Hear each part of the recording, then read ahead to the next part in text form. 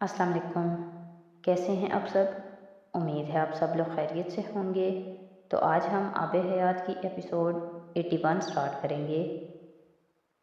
نائب صدر کے طور پر سالار نے افریقہ کے لیے کسی مشین کی طرح کام کیا تھا۔ وہ مشکل ترین اہداف کے حصول کے لیے نامساعد ترین حالات میں کام کر رہا تھا اور کامیابی سے کر رہا تھا۔ سالار سکندر کی ملازمت کا دورانیہ ختم ہونے کے قریب آ رہا تھا۔ بینک نے یہ دورانیہ ختم ہونے سے 2 سال پہلے ہی سالار سکندر کو ملازمت میں توسیع کی آفر کی تھی اور اس نے یہ آفر قبول نہیں کی تھی۔ پھر اس آفر کو بار بار بہتر پیکیجز کے ساتھ اسے اصرار کے ساتھ پیش کیا جاتا رہا، لیکن سالار کا انکار قائم رہا تھا۔ وہ افریقہ میں اپنے قیام کو اب ختم کرنا چاہتا تھا اور ورلڈ بینک کے ساتھ امریکن حکومت کے لیے بھی یہ تشویش کی بات تھی۔ افریقہ کو سالار سکندر سے بہتر کوئی نہیں چلا سکتا تھا۔ اس نے پچھلے چند سالوں میں نہ صرف ورلڈ بینک کی ساکھ اور امیج کو ہی افریقہ میں بدل کر رکھ دیا تھا، بلکہ اس نے امریکن حکومت کے لیے بھی وہاں خیر سگالی کے جذبات دوبارہ پیدا کرنے میں بہت کامیابی حاصل کی تھی۔ اس کا ورلڈ بینک کو اس وقت چھوڑ کر جانا ان کے لیے بڑا دھچکا ہوتا، لیکن وہ رکنے پر تیار نہیں تھا اور امریکن حکومت کو سوچنا پڑ رہا تھا کہ وہ اسے ایسی کیا چیز پیش کریں جو اسے روک سکے۔ ورلڈ بینک کی صدارت ہی یقیناً ایک ایسا تاج تھا جو اس کو پہنا کر اسے روکا جا سکتا تھا۔ سالار اس عہدے کے لیے موزوں ترین اور کم عمر ترین امیدوار تھا، مگر اس عہدے پر سالار کی تعیناتی امریکی حکومت کے لیے خود ایک مسئلہ بن گئی تھی۔ وہ ایک بنیاد پرست مسلمان کو وہ ورلڈ بینک کا صدر نہیں بنا سکتے تھے اور وہ اس بنیاد پرست مسلمان کو کسی اور چیز کی آفر کر کے روک بھی نہیں پا رہے تھے، لیکن ابھی امریکی حکومت اور ورلڈ بینک کے پاس اس پر سوچنے کے لیے وقت تھا، کیونکہ سالار کی ملازمت کا دورانیہ ختم ہونے میں ابھی 1 سال باقی تھا۔ اس 1 سال میں سالار سکندر کی زندگی میں 3 بڑے واقعات ہوئے اور ان تینوں نے ان کی زندگی پر گہرے نقوش چھوڑے۔ ان واقعات نے ایک بار پھر اس کی زندگی بدل دی۔ چنی سے سالار سکندر کا تعارف غائبانہ رہا تھا۔ غلام فرید کے حوالے سے سکندر عثمان سے اسے کئی بار خبریں ملتی رہی تھیں۔ سکندر عثمان نے غلام فرید کے ذریعے گاؤں کی مسجد کے امام کو پہنچائی جانے والی امداد کے بارے میں سالار کو مطلع کر دیا تھا، کیونکہ یہ امداد سالار کے کہنے پر ہی اس نے شروع کی تھی۔ غلام فرید کو اس میں ہیر پھیر کے نتیجے میں ملازمت سے فارغ کرنے کا حکم سالار ہی کا تھا۔ بددیانتی اور بے ایمانی اس کے لیے قطعی ناقابل برداشت تھی۔ غلام فرید کے ہاتھوں ایک بچی کے سوا پورے خاندان کا قتل سکندر عثمان کو بری طرح ہلا گیا۔ وہ اب غلام فرید کے لیے سوائے اس کے کچھ نہیں کر سکتے تھے اور اس کی بچ جانے والی واحد اولاد کی دیکھ بھال اور کفالت کی ذمہ داری اٹھائیں، اور سالار کے کہنے پر وہ سکندر عثمان نے اٹھا لی تھی۔ وہ اس کے لیے ماہانہ رقم دیتے تھے جو اس کے رشتہ دار آ کر لے جاتے تھے، اور کبھی کبھار وہ سکندر عثمان کو چنی بھی دکھا دیتے تھے تاکہ انہیں تسلی رہے کہ وہ رقم واقعی اس پر خرچ ہو رہی ہے۔ یہ شاید اسی طرح چلتا رہتا اگر سالار اس سال اپنی فیملی کے ساتھ 2 ہفتوں کے لیے پاکستان نہ آیا ہوتا۔ ایک لمبے عرصے کے بعد سکندر کی بجائے وہ خود گاؤں کا سکول دیکھنے گیا تھا۔ سکول انتظامیہ کے چند لوگوں کے ساتھ سالار اچانک اس گھر گیا۔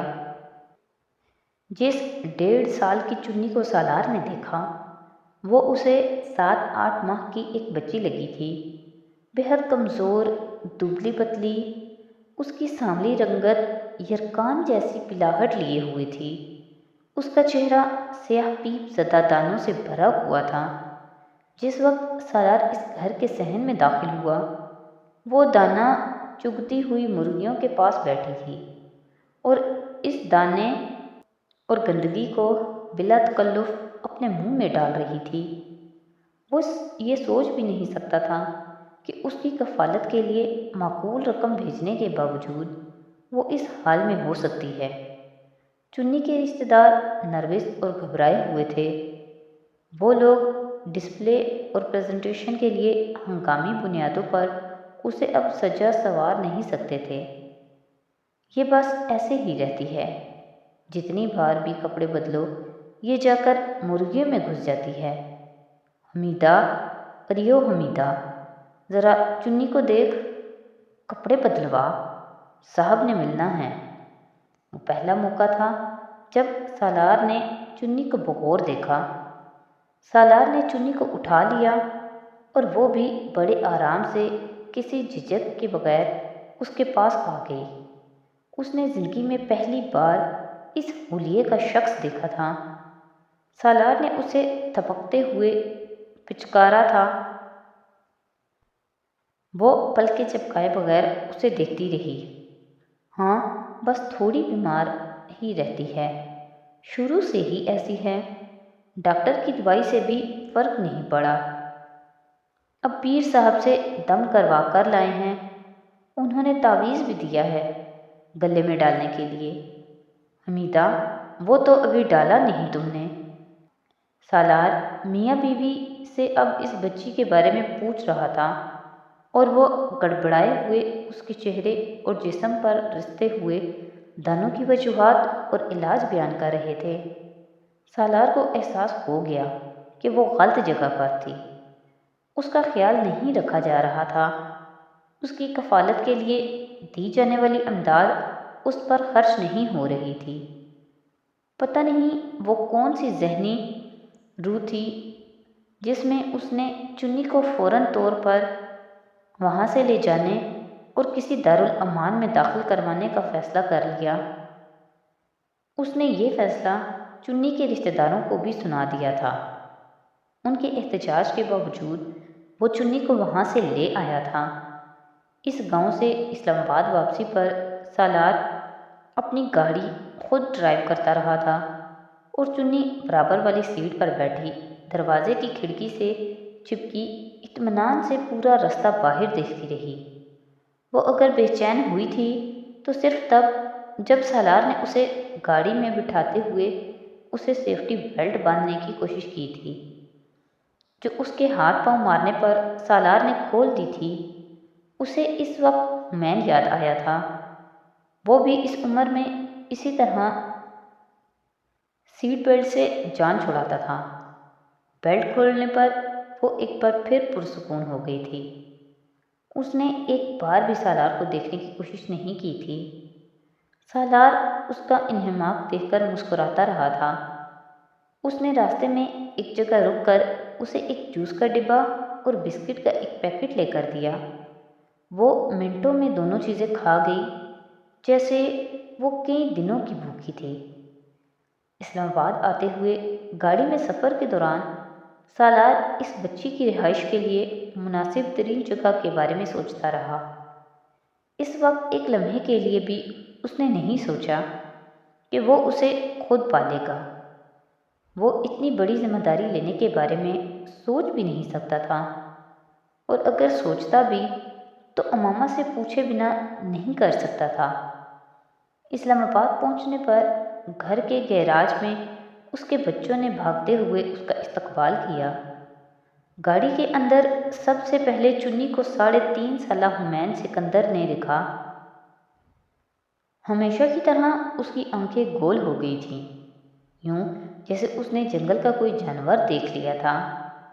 سالار نے حمین کو ہٹا کر گاڑی کا دروازہ کھولا اور چنی کو باہر نکال لیا۔ چنی سے آنے والی بدبو کے بھبکے سب سے پہلے حمین نے ہی محسوس کیے۔ او مائی گاڈ، یہ کتنی بدبودار، گندی اور بدصورت ہے۔ وہ بے اختیار ناک پہ ہاتھ رکھ کے کہتا گیا، حمین۔ سالار نے اسے ڈانٹنے والے انداز میں پکار کے گھورا، لیکن ٹھیک ہے، شاید اسے اس طرح رہنا پسند ہو۔ میرا مطلب ہے کچھ لوگ مختلف ہوتے ہیں۔ مجھے اس کا ہیئر اسٹائل اچھا لگا ہے، یہ کول ہے۔ حمین نے ہمیشہ کی طرح باپ کی پھٹکار کے بعد سیکنڈز میں اپنا بیان تبدیل کر دیا تھا۔ بابا، میں بھی اس کی طرح ہیئر اسٹائل بنانا چاہتا ہوں۔ سالار نے اس کی زبان کی کینچی کو نظر انداز کیا تھا۔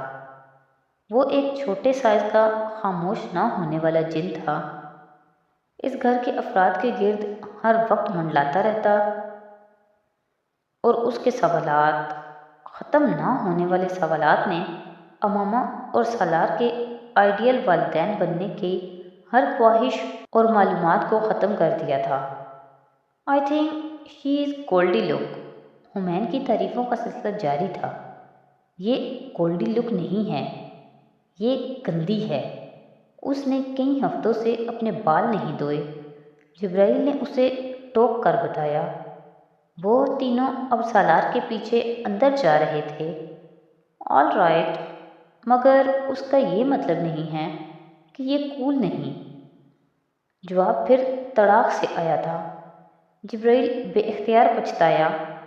اس نے اس کے تبصرے کا جواب دے کر سالار کے پیچھے لگنے والی بلا اپنے پیچھے لگا لی تھی۔ اگر میں کئی مہینوں تک اپنے بال نہ دھوؤں تو میرے بال بھی ایسے ہوں گے۔ میرا مطلب ہے گولڈن براؤن یا ایش گرے مسٹرڈ یلو۔ اس کا ذہن اب کہیں سے کہیں پہنچ چکا تھا۔ نہیں، جبرائیل نے بے حد سخت لہجے میں فل سٹاپ لگایا۔ اوکے، حمین نے اطمینان سے کہا، لیکن میں اپنے بال ڈائی تو کر سکتا ہوں۔ جبرائیل نے اس بار اسے مکمل طور پر نظر انداز کیا۔ امامہ نے سالار کو اس بچی کو اٹھائے دیکھا۔ وہ طیبہ کے ساتھ بیٹھی چائے پی رہی تھی، اور وہ چائے پینا ہی بھول گئی۔ یہ کون ہے؟ بعد میں بتاؤں گا۔ تم اسے نہلا کر کپڑے بدل دو اس کے، پھر میں اس کو ڈاکٹر کو دکھانا چاہتا ہوں۔ امامہ کچھ الجھی تھی، لیکن وہ اسے لے کر چلی گئی تھی۔ اسے نہلانے کی کوشش کے آغاز میں ہی اسے پتہ چل گیا تھا کہ اس بچی کے بالوں کو کاٹے بغیر اس کو نہلایا نہیں جا سکتا۔ اس کے سر میں بڑے بڑے پھوڑے تھے، اور اس سے رسنے والی پیپ نے اس کی بالوں کی لٹوں کو آپس میں اس طرح جوڑ دیا تھا کہ اب ان کا کھلنا ممکن نہیں تھا۔ اس نے شیونگ کٹ میں پڑی کینچی سے چنی کے سارے بال جڑ سے کاٹنے شروع کیے۔ وہ اس کا سر گنجا نہیں کر سکتی تھی، کیونکہ وہ پھوڑوں سے بھرا ہوا تھا۔ امامہ کو اس بچی کو نہلاتے ہوئے بہت رحم اور ترس آیا تھا۔ چنی چپ چاپ نہاتی رہی۔ اس نے رونا دھونا نہیں مچایا، نہ ہی بال کٹنے پر، پھوڑوں پہ ہاتھ لگنے پر کسی تکلیف کا اظہار کیا تھا۔ وہ بالآخر جب چنی کو مکمل یوکٹ میں نہلا دھلا کر حمین کا ہی ایک جوڑا پہنائے باہر لائی تو اسے دیکھ کر سب سے پہلے چیخ مارنے والا حمین تھا۔ او مائی گاڈ، ممی، آپ نے اسے مزید بدصورت اور خوفناک بنا دیا ہے، اور آپ نے میری سب سے فیورٹ شرٹ بھی خراب کر لی۔ ممی، یہ لڑکی تھی، آپ نے اسے لڑکا بنا دیا۔ اللہ اس کے لیے آپ کو معاف نہیں کرے گا۔ امامہ کو اس کی بات پر ہنسی آئی۔ سالار ٹھیک کہتا تھا، وہ عجیب و غریب ہی تھا۔ تو آج کی ایپیسوڈ یہیں پہ ختم کرتے ہیں۔ نیکسٹ ایپیسوڈ کے ساتھ کل پھر حاضر ہوں گے۔ تو اگر آپ کو میری ویڈیوز اچھی لگ رہی ہیں تو پلیز میری ویڈیوز کو لائک کریں، میرے چینل کو سبسکرائب کریں، اور اپنے فیملی اور فرینڈ کے ساتھ شیئر کریں۔ بہت شکریہ۔